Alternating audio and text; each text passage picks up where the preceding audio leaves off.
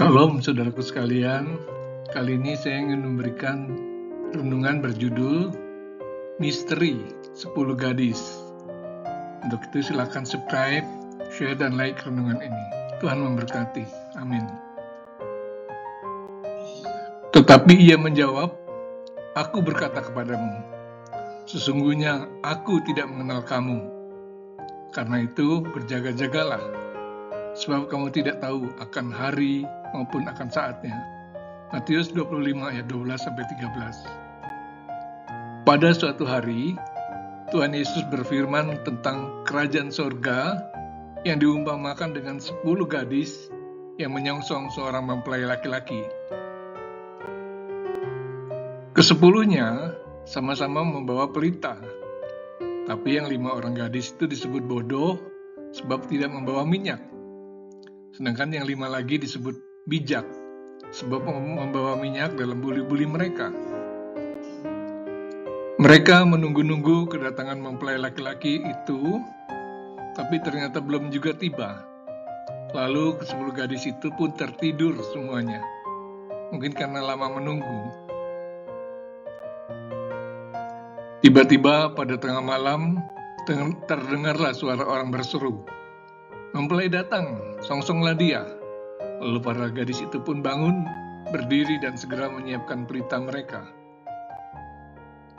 Tapi gadis yang bodoh itu lalu berkata kepada yang bijaksana, "Berikanlah kami sedikit dari minyakmu, sebab pelita kami hampir padam." Gadis yang bijaksana itu menjawab, "Tidak, nanti tidak cukup untuk kami dan untuk kamu. Lebih baik kamu pergi ke penjual minyak dan belilah di situ." Waktu mereka membelinya, datanglah mempelai itu. Kemudian kelima gadis bijak yang telah siap sedia masuk bersama-sama sang mempelai ke ruang perjamuan kawin. Sesudah itu pintu pun ditutup. Kemudian datanglah 5 gadis bodoh tadi dan berkata, "Tuan, Tuan, bukakanlah kami pintu." Tapi ia menjawab, "Aku berkata kepadamu, sesungguhnya aku tidak mengenal kamu. Karena itu berjaga-jagalah, sebab kamu tidak tahu akan hari maupun akan saatnya." Mengapa pernikahan dilakukan tengah malam? Bukankah biasanya orang menikah di siang hari atau sore hari? Dan pintunya pun ditutup pula.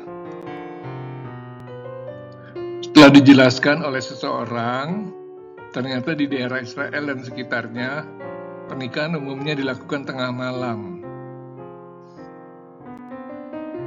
Dan karena di daerah tersebut sering tidak aman, maka setelah mempelai datang, segeralah pintunya dikunci. Lalu apa maksud dari kisah ini? Siapakah 10 gadis itu? Kalau kita sebagai gadis yang menyongsong mempelai, lantas siapakah mempelai wanitanya? Kemudian kalau minyak itu ditafsirkan sebagai Roh Kudus, mengapa disarankan untuk membelinya di penjual minyak? Apakah Roh Kudus bisa dibeli di warung? Sampai di sini aku pun menjadi bingung. Tapi karena tidak ada jawaban, aku pun lama-kelamaan mulai melupakannya. Sampai suatu hari adik bungsuku berkata kepadaku, "Ada 5 jabatan di gereja, yaitu rasul, nabi, pemberita Injil, gembala, dan pengajar." Efesus 4 ayat 11. Ada 5 yang benar, dan ada lagi 5 palsu. Jadi semuanya ada 10 orang pemimpin gereja. Itulah 10 gadis itu. Matius 24 ayat 11. Jadi para hamba Tuhan itulah yang dimenyongsong mempelai pria untuk disandingkan dengan mempelai wanita, yaitu kita. 2 Korintus 11 ayat 2. Yang asli adalah mereka yang tetap mempersiapkan Roh Kudus yang murni. Sedangkan yang palsu memberi api palsu. Jadi mereka hanya bertindak seolah-olah penuh kuasa Roh Kudus. Kita menyaksikan bagaimana sekarang banyak pendeta yang mengajarkan firman Tuhan dengan tafsirnya sendiri, mengaku menggunakan kuasa Roh Kudus. Tapi dapat dilihat secara jelas bagaimana mereka rakus akan uang, suka berzina, senang duduk di pimpinan tanpa sadar kalau itu sudah berakhir.